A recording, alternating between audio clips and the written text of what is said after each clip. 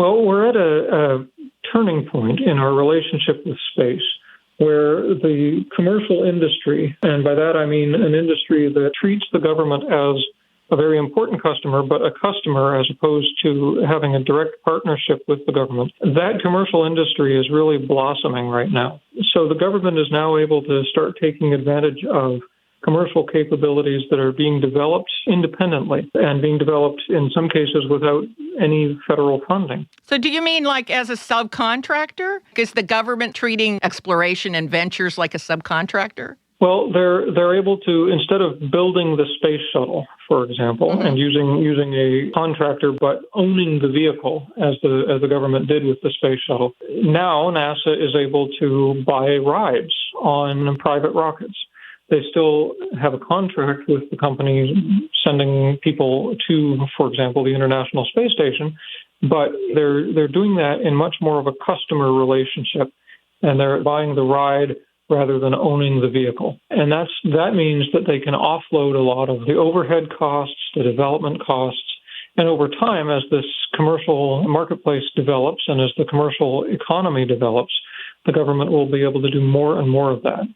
How about the military? Does the military cooperate with the commercial ventures as well? Increasingly so. Obviously, the military has a number of requirements that for capabilities and for security and so forth that mean that it has to have a higher level of insight and a higher level of capability. But increasingly, the military is able to use commercial capabilities, essentially buy them off the shelf and make, in some cases, only minor modifications.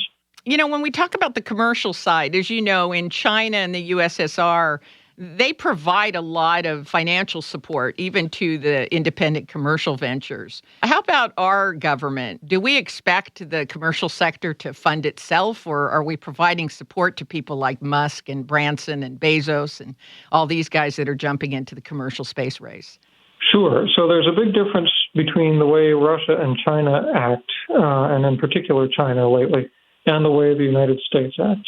Certainly, the United States has provided a lot of development funding for the technologies that it plans to use, but it does so in a way that is competitively awarded, and it does so with respect to companies that are not state-controlled or not state-affiliated.